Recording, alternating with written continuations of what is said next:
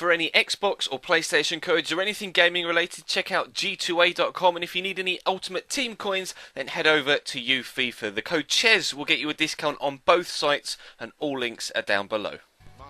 Hey guys, how's it going? Chez back again, and welcome to episode number 20 of the Career Mode Road to Glory here on FIFA 15. This is going to be the last video for me before Christmas. Of course, tomorrow is Christmas Day. It's Christmas Eve today, so happy Christmas, Merry Christmas, or happy holidays if you don't necessarily celebrate Christmas, I guess would be the politically correct way to phrase stuff. But anyway, we're playing at home against Carlisle in this one final game before Christmas Day for me.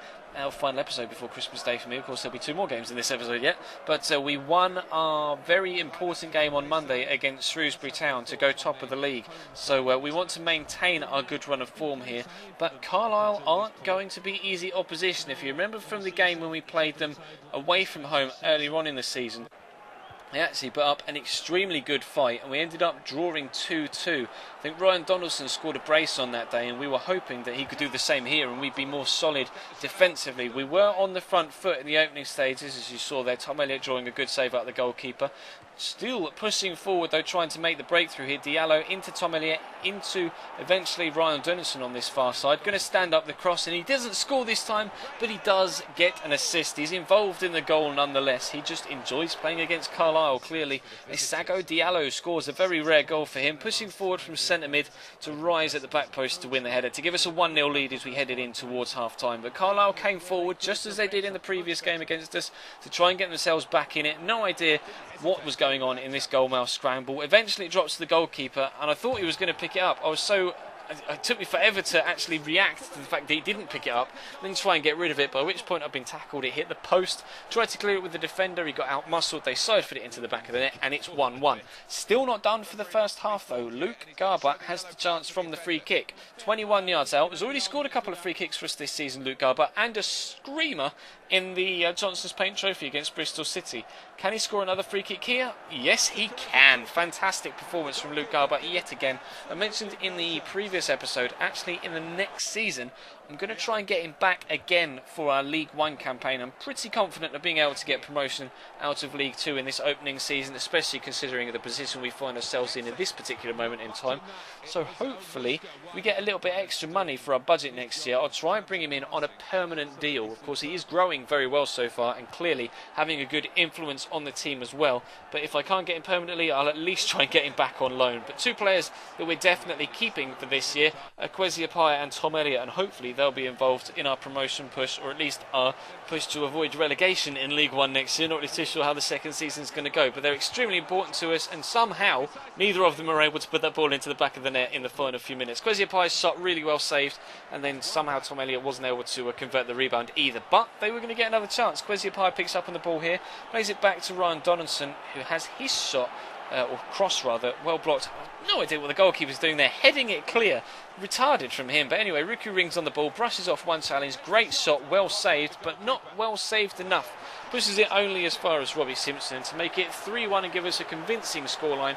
One that we perhaps didn't necessarily deserve, with the manner of which the goal was scored, and a couple of our goals were scored with lucky deflections, etc. But we'll take it. A nice free kick from Luke Garbutt and a nice header at the back post from Isago Diallo. But their goal was lucky, our third was lucky. Regardless of that, we would have won the game anyway. So we're into the second game, away from home this time, travelling to South Wales to play Newport County, a side that we struggled against actually in the first game we played against them at home.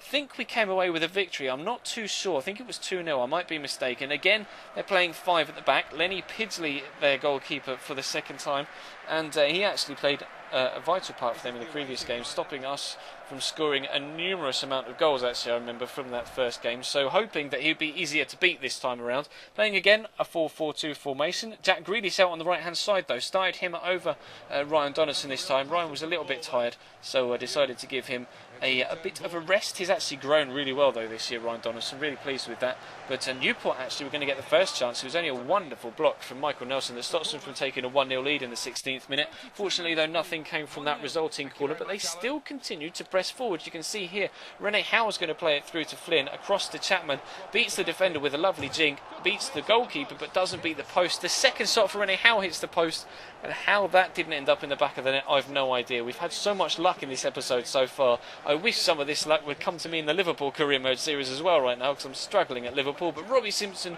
draws a good save out of Lenny Pisley as we head towards half-time. Still at 0-0 though, but again into the second half now, and actually less than half an hour to go. But as as Tom Elliott plays through Chuba Akpom, obviously just come onto the pitch as a substitute for Kwesi Apaya, and unfortunately Luke Chadwick also on as a substitute, couldn't gobble up the rebound, and then they get a free kick here in stoppage time.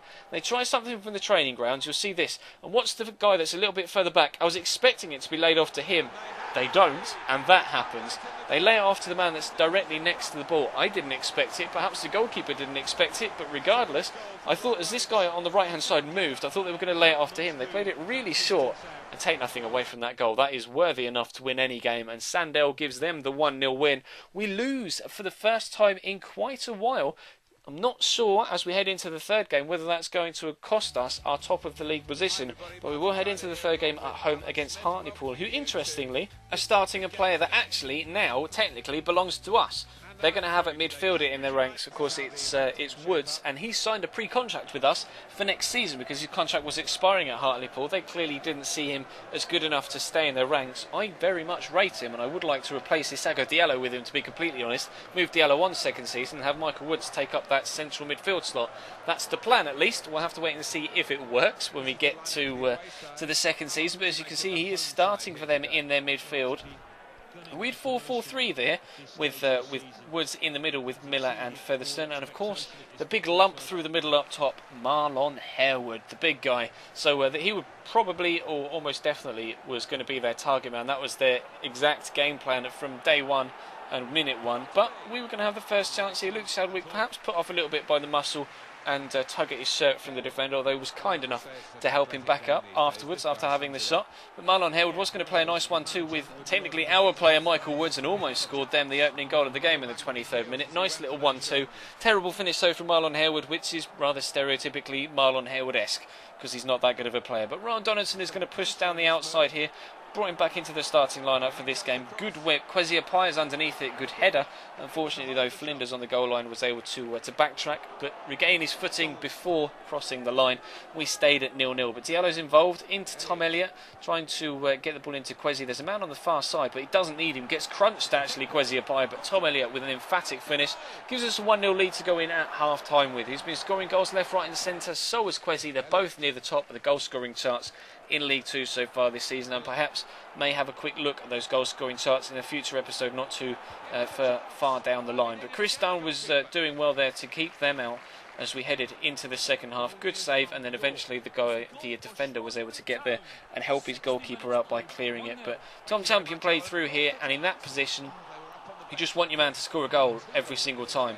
99 times out of 100 he'd have side-footed that into the bottom corner. He tried to be too precise, overthought it with the pressure of the defender on his shoulder and missed the target. So it's 1-0, and they're coming forward again here, Hartlepool. Lucky not to take Marlon Harewood out there actually with that initial tackle, but fortunately for me, I think it was Featherstone with the eventual shot. It went wide of the post.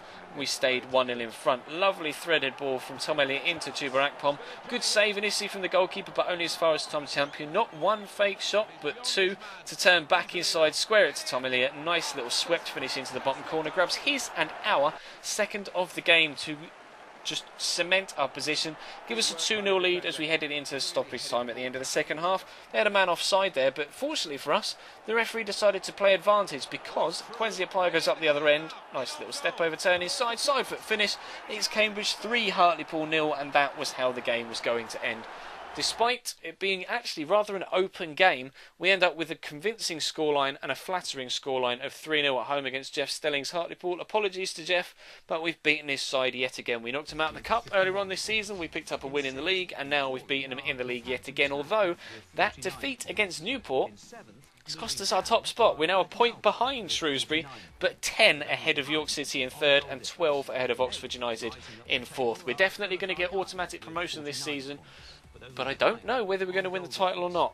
I'm really not sure right now. We've got 13 games to go, so not long until the end of the season actually, episode counter-wise, maybe 4 or 5 episodes. So by this point next week, as long as I can keep up with the uploads with my house move, etc. and lack of internet, we should be coming towards the end of this first season and looking to get ourselves into League One and solidify and actually bulk the squad out a little bit if we possibly can. I'm not sure what our financial situation will be like, but that is the plan at least. Get yourselves promotion. Hopefully we can get the title as well. Maybe that will give us an extra little bit of bonus prize money for the league finish, and that might come in handy to maybe even to bring in an extra youth scout. Who knows? But regardless of that, that's going to bring today's episode to a close. Thank you very much for watching, guys. That's going to round out all of your pre-Christmas content. I'll be back again on Boxing Day on Friday for Liverpool Career Mode series in the afternoon, and another episode of this series in the evening as well. We won't have a My Player, unfortunately, because tomorrow's Christmas Day, so My Player will return on the weekend on Saturday afternoon. But for now, thank you very much for watching. Drop the video a like if you enjoyed, subscribe if you haven't already, and I will see you next time.